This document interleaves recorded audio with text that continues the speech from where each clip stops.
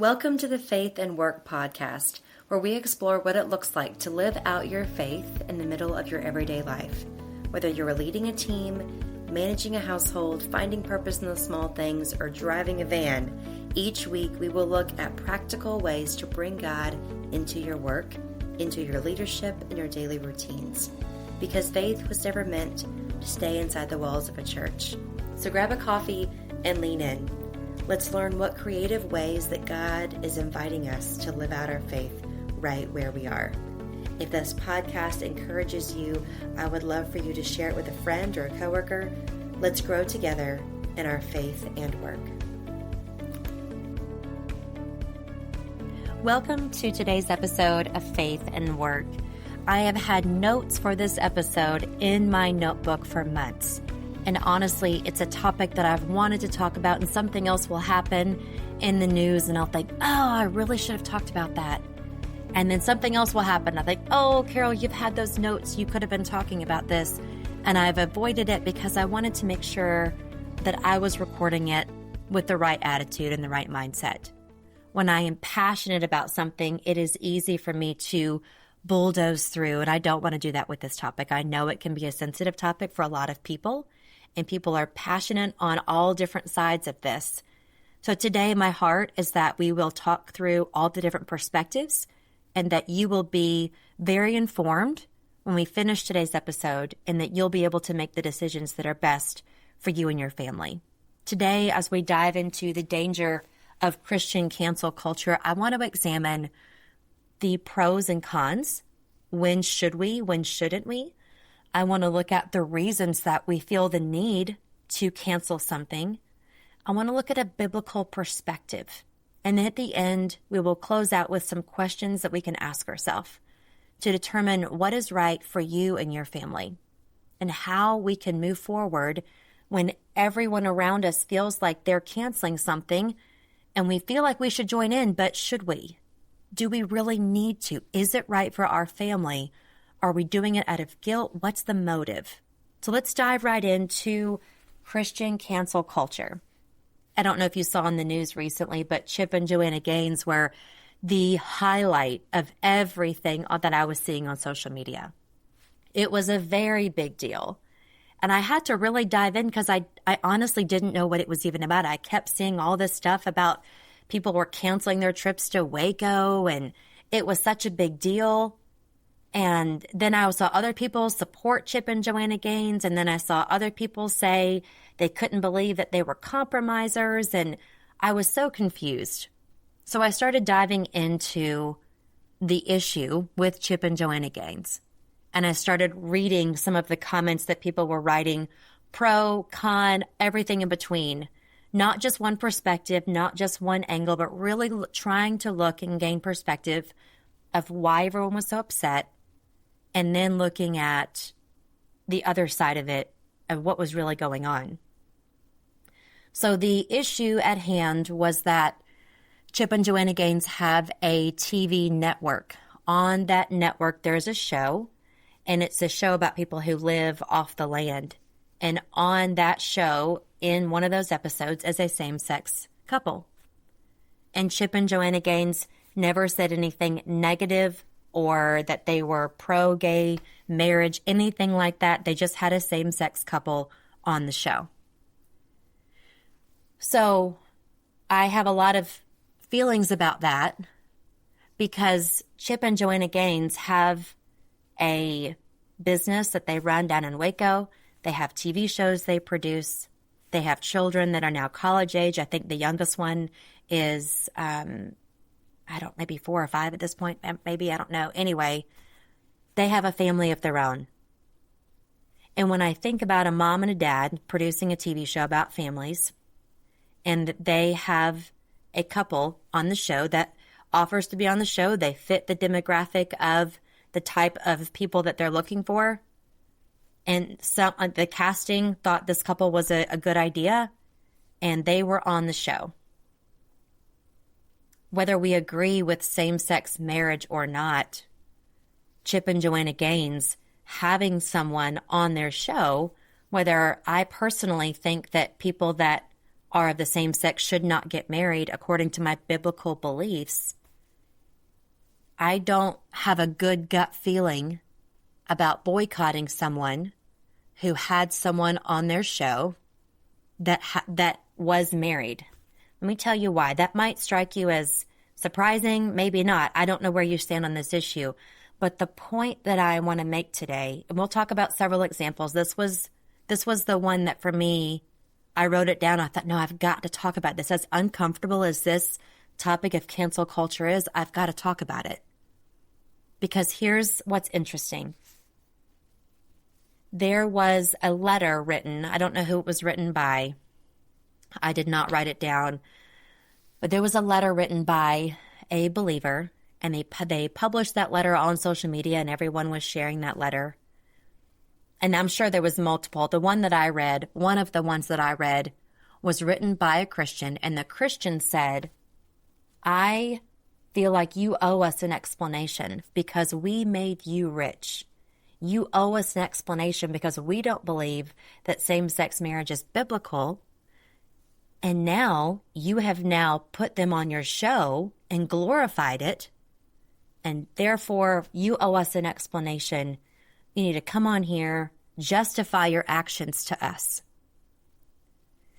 That's where we go too far. You see, Chip and Joanna Gaines are accountable to God. They are not accountable to me. Every person that goes to church with me is accountable to God and not to me. Are they in a position of leadership? Yes. Are they highly visible? Yes. And they're still accountable to God. If I do not agree with Chip and Joanna Gaines, I can choose to not watch that show. I could choose to not go to Waco. The problem is that's not what people did. People called for them to publicly apologize. Then they called for other Christians who shared their belief to unfollow them, to cancel their trips to Waco. And if you didn't do that, if you didn't publicly say that you were anti-Chip and Joanna Gaines, then now somehow you don't believe in the Bible, or you don't believe in God the way you should, or you're not a strong Christian. And we've now attached meaning to our own belief to other people. And if they don't share and they don't implement the way we implement, they must not have as strong a faith as we have. And that's where we take it too far. When we say that my personal conviction must be your personal conviction and your practice, and if you don't follow my conviction and my practice, then you must not love Jesus. I don't know about you, but when I read the Bible, I can see a clear, distinct pattern for God creating one man and one woman and how he created them for life. I can also see how God and Jesus pursued people who were different than he was, people who culturally were not acceptable. Culturally, they didn't even fit in the law. They were not accepted in the law. And God pursued them. Jesus pursued them. He was not afraid to be seen with people who were different than he was. I had someone give me a compliment, and they said, I wish other people in my community could see that you can love Jesus and love gay people too. And that made me incredibly sad, and also incredible. It really humbled me, because I do love Jesus and I do love gay people. And this has nothing to do really with the individual thing of gay or same-sex marriage. This has to do with me supporting Jesus and his mission on this earth. I don't agree if a friend of mine were to get married and have an affair and leave their family. I would say that's not biblical. You shouldn't have an affair. You shouldn't cheat on your spouse. But as a believer, I should not only follow that friend or only befriend that person if they agree with me and if they do everything just like I would do it. Does that mean that there's never a time for boundaries? Absolutely. And I want to be sensitive here. I know this is a hard topic. I know this is an awkward topic, and it's a really big topic. And I want to be very sensitive with how we approach it. But Chip and Joanna Gaines do not owe me an explanation. They are accountable to God, and that is it. It doesn't matter how big their empire is. It doesn't matter how much money they make in Waco, Texas, or on any streaming service. None of that matters. And for a believer to publicly post a letter that said, "We made you rich, therefore you owe us an explanation," we are way off base. I read a lot of comments, pro, con, everything in between. That one really bothered me. Because as a believer, I am called to love. I am called to show mercy. I am called to show kindness. How I do that in my job is different than how you may do it in your job and in your circle of the world. How Chip and Joanna Gaines do that is their business. I don't have a TV station. I don't have a network. I don't know how I would implement and practice all of that. But I can tell you that we as believers have gone too far when we say, if you don't believe and implement your beliefs like I believe we should implement your beliefs, then I'm going to cancel you. A few months ago, it may have even been last year, Sadie Robertson Huff, the daughter of Willie Robertson from Duck Dynasty and Duck Commander, if you're familiar at all with that, Sadie was on Dancing with the Stars. She's a speaker, a Bible teacher. She's a gifted communicator. She posted a TikTok video of her and her sister dancing to a Beyonce video. Now, personally, I don't listen to Beyonce. That's not my style of music. That's just not my genre. My boys will probably never listen to Beyonce. If they do, it's when they're teenagers, and I won't find out about it until they're out of the house. I'm not a personal Beyonce fan. But I saw the video that she posted. I didn't think a whole lot of it. It was her and her sister dancing to the country song that Beyonce produced. And it was a, 15, 20-second clip of them doing a TikTok dance to this Beyonce song. A few days later, hours later, that video started going viral. And Sadie, I heard her give this story. She didn't know why it was going viral. She started looking at the comments and realized that it was going viral because people were so upset by it. Youth pastors were calling for their youth groups to stop following Sadie Robertson. This idea of she listens to Beyonce. Beyonce is not someone that we would support. Beyonce is not someone we would have come to our churches. Therefore, she listens to Beyonce. We can't trust anything she says. And youth pastors were calling for their youth groups to stop following Sadie Robertson, that they should not go hear her speak. They should unfollow her from all social media. They should not buy her material.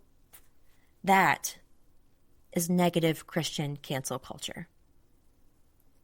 Would I do a TikTok video? Number one, I don't dance. I don't even have a TikTok account.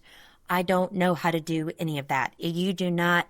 If I dance, it's a slow dance with my husband at a wedding or in our kitchen.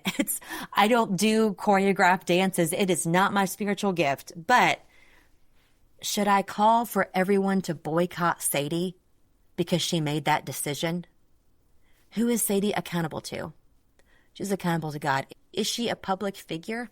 Yes. Do we agree with all things that public figures do? No, we don't. But if we take it too far, when we say, if you don't implement your Christian beliefs the way I implement my Christian beliefs, you must not love Jesus. Or you don't implement your Christian beliefs the way I implement my Christian beliefs, you're dangerous. And you're probably preaching a false gospel. That's exactly what the disciples did in Mark and in Luke 9. Mark 9 and Luke 9. When they asked Jesus, other people are casting out demons and they're doing it in your name, but they're not walking with us. And the disciples said, we told them to stop. And Jesus said, don't tell them to stop. They're not against us. They're not against us.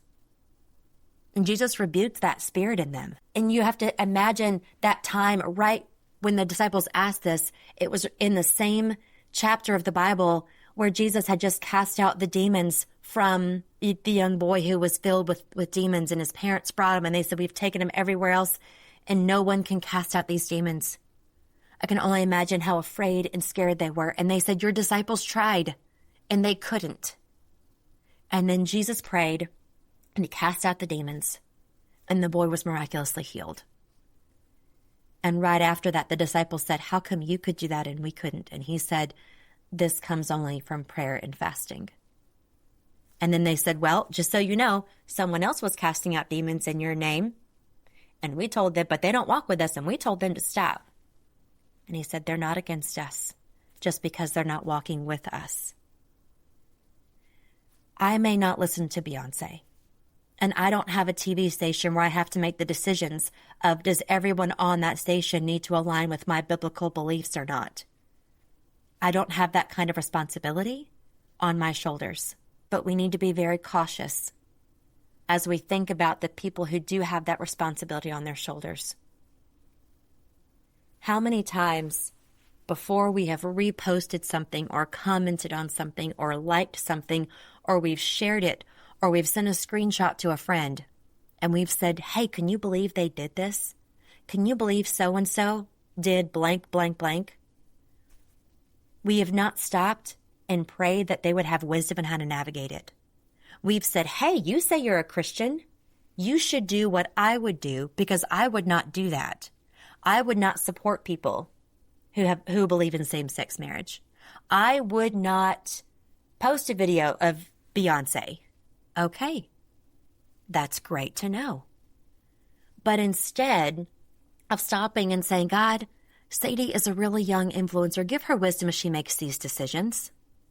God, Chip and Joanna have a big responsibility on their shoulders. Give them wisdom as they navigate these conversations. These can't be easy conversations. Give them wisdom on how they navigate this. But we didn't do that. Well, I can't say not everyone did. I would say the vast majority did not. Instead, what they did was we shared it, we liked it, we reposted it with our own thoughts. And we say, you know what? I'm not shopping at Target anymore. I'm not going to buy anything from Heart and Hand anymore. I am not going to go to Waco. I can't believe it. I'm going to boycott their show. I'm not going to buy her cookbooks anymore. I saw some really, really hateful comments because they had a same-sex couple on their show. Whether you agree with same-sex marriage or not, from a biblical perspective, I can't agree with same-sex marriage. But that doesn't mean that I am going to be ugly. I'm not going to be unkind. I'm going to love every person in my life that is different than I am, even if we disagree. I'm going to love them the same way as I would love someone who agrees with me. That doesn't mean that I support every decision they make. I don't support every decision that people that do align 100% with me. But from a biblical perspective, I wouldn't agree with all the decisions they make. And people that don't align with me from a biblical perspective, I'm not going to agree with all their decisions either. But the Bible calls me to love them just the same. I want to encourage you to stop and do the right thing biblically, and that is to pray and to talk to Jesus about it more than you talk to your online following. Growing up in conservative Christian culture, there was often a divide with people who believed something slightly different than what you believed. It was mostly the same, but slightly different. And what I saw a lot of, not in every case, but a lot of cases, is that people who were motivated to dive in and do research on theological issues, they were doing it out of an effort to prove someone else wrong.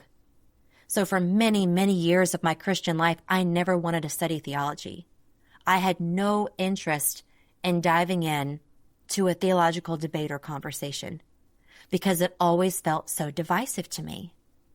And it wasn't until my 30s when I started hearing theology talked about in a different lens. I started hearing theology from a perspective of, what if we studied it to get to know God more? And it's the same way with hot topic issues. What if I studied the Bible as an effort to get to know the God who wrote it?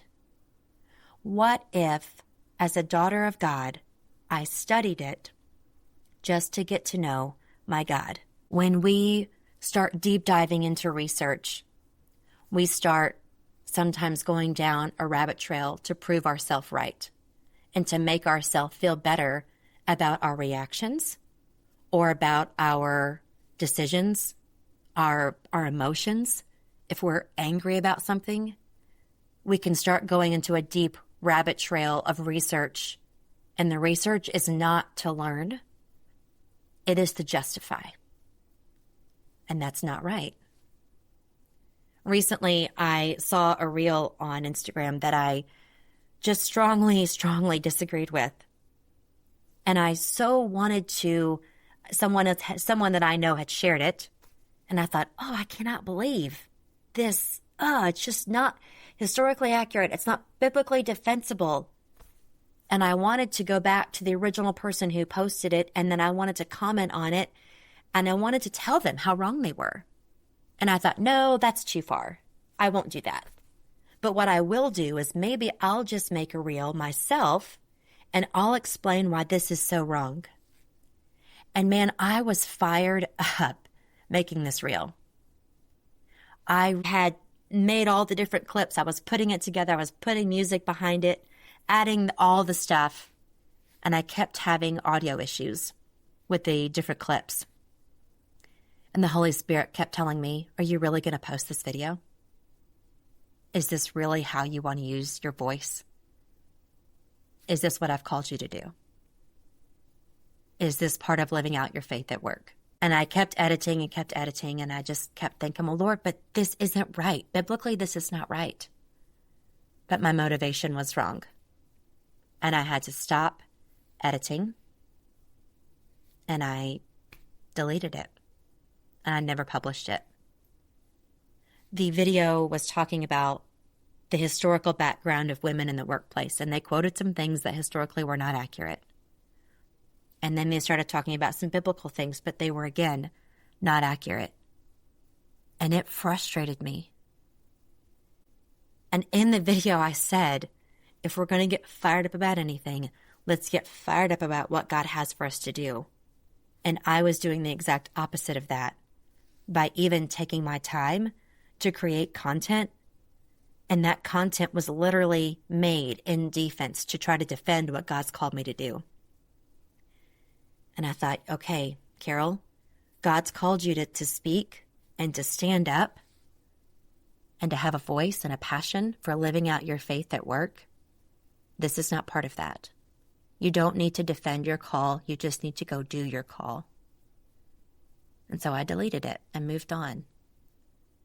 But I literally had the contents of the danger of Christian cancel culture. I had the notes written down in my notebook, and I thought again, like, Carole, you almost caved to the very trap that you were telling other people to watch out for.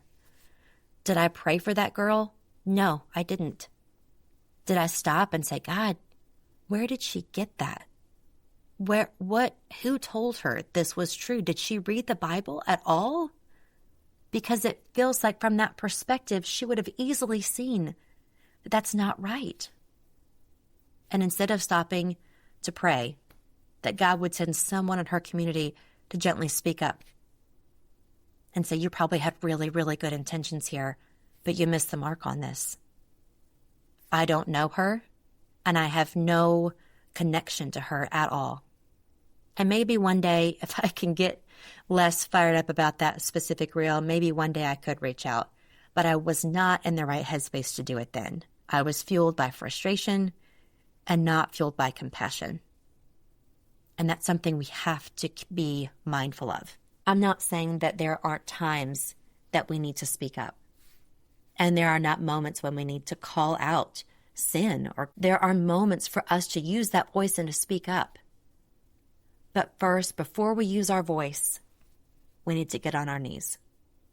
before we use our voice and raise our hand and point our finger, we need to first humbly bow before God and make sure we're doing it in the right attitude, with the right spirit. Before we defend, before we jump in to defend someone, we need to make sure that we're doing it for the right reasons.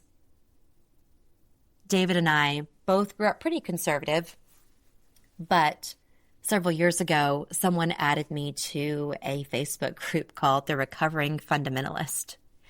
And it was pretty entertaining for a long time, I have to admit. And it was people's stories of leaving the independent fundamental movement. There's a lot of hurt. And new people were constantly added to the group. And when new people were added, part of their processing was saying out loud what they dealt with in their journey of leaving fundamentalism. And what I started realizing is that I wasn't a part of that movement anymore. But every time I read someone else's story, I would get mad all over again and get angry all over again. And one night I was about to go to bed, which is a terrible idea before you go to bed to start reading a Facebook group post. Like, that's just a terrible, terrible idea. And I had read one story and I was just fired up about what these people had gone through. And I started reading it out loud to my husband. I said, "Can you believe what happened?"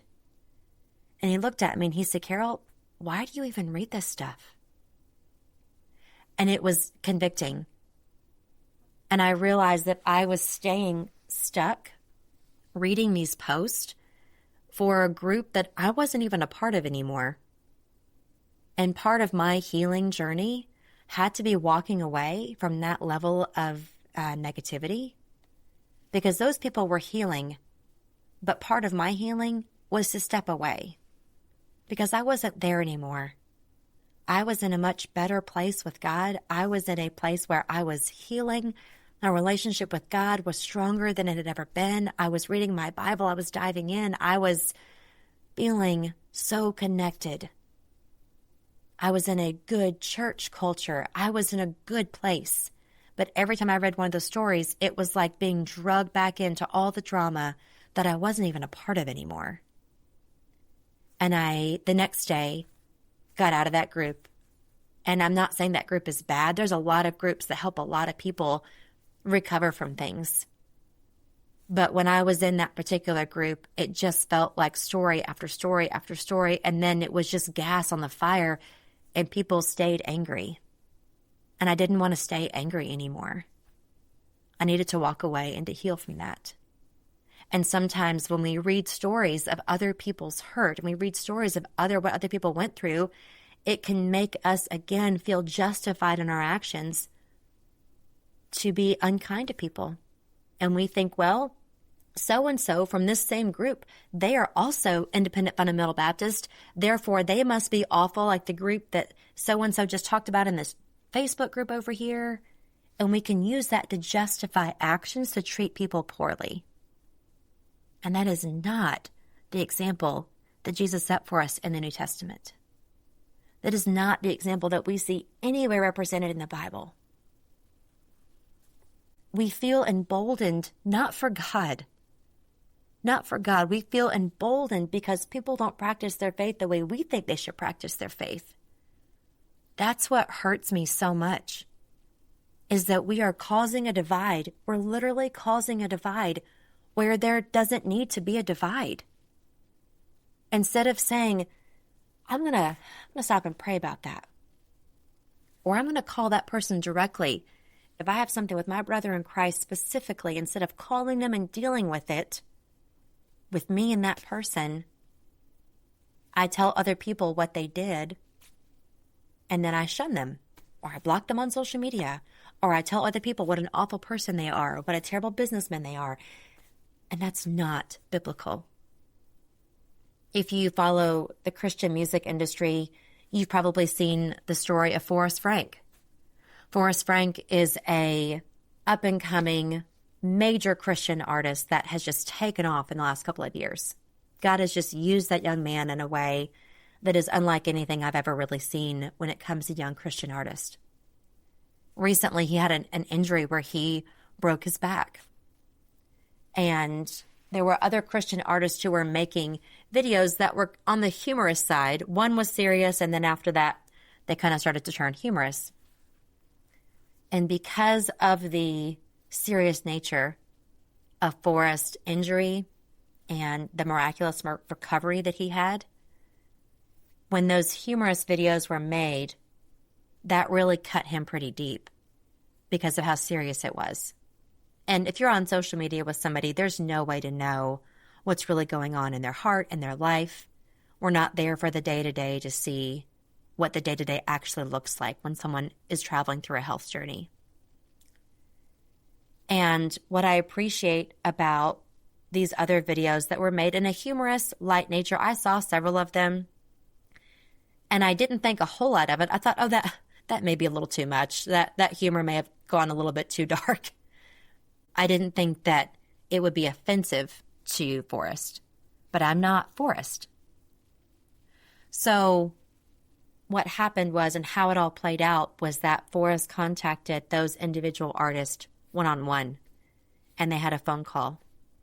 And he talked to them and said, hey, this actually really hurt when you posted this. And as far as I know, all of those artists that he called and dealt with that one-on-one, they all took the videos down and they said, hey, man, that wasn't my intent. I'm so sorry. And then there was one specific one, Corey Asbury, and him and Corey recorded each other's reactions to watching each other's videos about it. And I'm so glad they did. And here's why I'm glad, is because this was the opposite of Christian cancel culture. This is Christian accountability culture. And that is really what happened here.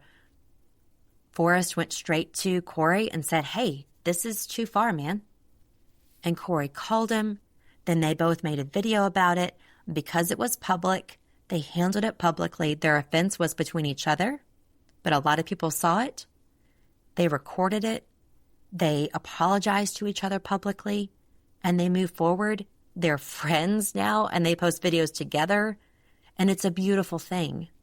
Because instead of Forrest Frank, who had, I don't even know, probably triple the followers that Corey had, and Corey's been on the circuit for longer, Forrest is newer, but his style of music, God has just used him in a very unique way. His platform has taken off. He has the bigger platform, and he used it in a way that was humble and that was merciful.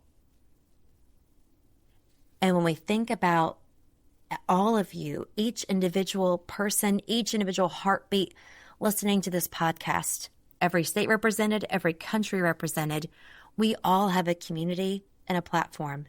If you are in a neighborhood or a high rise, if you're out in the country like I am, or if you're in the city limits, all of us have a platform. We have neighbors. We have families. We have schools. We have jobs. We have churches. We have nonprofits. We have our area local grocery store, our post office, our library. All the area that we go to online, they call it a platform. In person, we call it community. All of us have a platform in a community where we can have accountability conversations one-on-one, or we can have a cancel conversation and say, we really shouldn't invite so-and-so to our mom's night out anymore. Did you see what she posted on social media recently? Her political views are so different than ours. We should not invite her back. No. You should call her right now and invite her. Because she is different. And she deserves a seat at that table too. God did not call you to love people who are just like you. And I don't know how different she is, but it doesn't matter. A few questions that I want to encourage you to stop and ask yourself. Is this a primary issue for me? When you see something on social media, on the news, you hear something in person and you think, oh no, I don't agree with that. Is this a primary issue? Or is it something that just makes you uncomfortable? Is the issue unethical? Is it illegal? Is the action sinful? When we think about why we cancel somebody or why we decide to block someone on social media, is it because we disagree with them? Is it because they make us uncomfortable?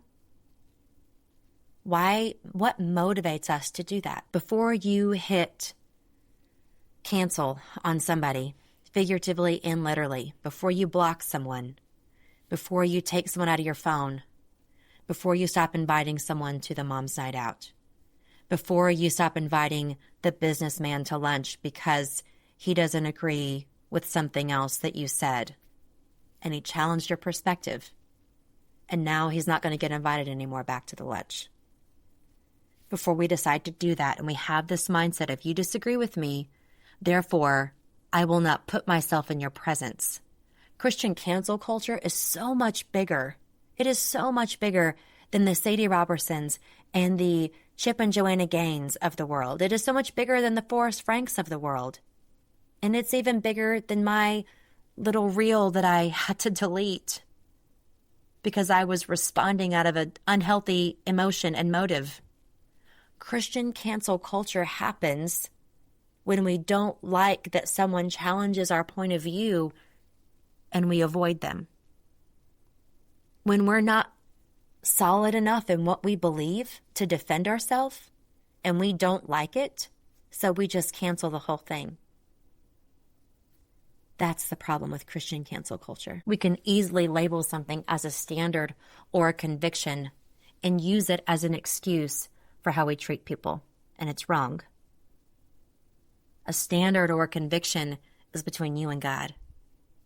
And if another brother or sister in Christ or someone that I work with that is not a brother and sister in Christ, some people that I work with are believers, some people aren't. And we've got to stop expecting other people to believe just like we believe and to implement just like we implement. And because they don't believe like we believe, we use that as a justification for treating them with rudeness and with a lack of humility. What is my motivation? Is the action wrong, or does it just make me uncomfortable? Is it sinful? Is this something that God has told me is a personal boundary? Maybe it's an area of weakness in your life and you think, you know what, I don't feel comfortable being around this. That's completely different. I've known people who struggled with alcohol addiction. And they had a hard time even being at weddings where alcohol was served because the aroma in the air was strong for them and they were tempted to go back. And so they would go to the wedding, they would greet the bride and groom, and then they would leave. That is a great example of setting a healthy boundary. The problem comes when we say, you know what, you should not go to weddings where they serve alcohol, because that is just wrong. Because you will be tempted and you will get drunk and you will make bad decisions and then you'll drive home and you'll have an accident. And we tell this narrative that if everyone doesn't do what we do, they're wrong. Well, I don't personally feel a conviction with going to weddings that serve alcohol. That doesn't bother me in the least. But some people do. And that is a great example of setting a healthy boundary. But when we call for other people to enforce our boundaries, and if they don't enforce our boundaries, they're not in alignment with God. They're not in alignment with the Bible. And other people, if you don't agree, then we'll cancel you too. That's where we go too far. Something you have to ask yourself is this: am I hunting for negative information? There's a whole group of people online that search for sound bites they can share. And they literally hunt for negative information. They splice it all into pieces and they share it out. And it causes a complete and total ruckus. If you look at anything on YouTube that has a lot of views, typically it's got some crazy outlandish title. And you're like, oh, wow, is that really true? Then you watch it and you're like, oh, that title wasn't really true. But it got your attention. That was clickbait. And if you can go online right now and you can search for anything that says like crazy sermons or wrong doctrine, wrong philosophy, heresy, you can search for all kind of stuff. And you will find a lot of 10 and 15-second clips or even shorter You have no idea what was said right before or right after, and it's a lot harder to find that original clip. Are you just hunting for negative information? How are you getting this information, and who are you getting it from? Is this a trusted source? Is this a random online source that you've never seen before? Have you even verified that it's true before you've shared it? Have you prayed about it at all? How should you respond? And should you even respond at all? If yes, if you do feel like God is saying, yes, you need to respond to this. Yes, this is something you need to speak up about. What should you say? There's a few signs that you shouldn't say anything. If you haven't verified that it's even a fact, then you shouldn't share it. If reposting some content makes you feel justified, then you shouldn't share it. You've got to check your own heart, check your own motives, and make sure that before you share anything, before you cancel anything, that you get with God. You spend some time with Him. Friends, I know that today's topic was a little different, but it's been on my heart for a long time. And there's people that we work with who are different than we are. And that's 100% normal and okay. And we don't need to cancel them because they're different than we are. There's people that I go to church with who believe something different than I believe. That's okay. There's people at my son's school that believe something different than I believe. That is okay. I don't need them to agree with me on everything. When we all get to heaven, we're going to find out how wrong we all were on a variety of different topics. And it's probably not even the topics that we think we could be wrong. We're going to read and we're going to understand things in Scripture that we think, oh man, we misinterpreted that so wrong. We're going to get it one day. But today, until we have full, complete knowledge and understanding, I would ask that we proceed with grace, we proceed with caution, and that we proceed with the feeling of the Holy Ghost and not an unhealthy motive.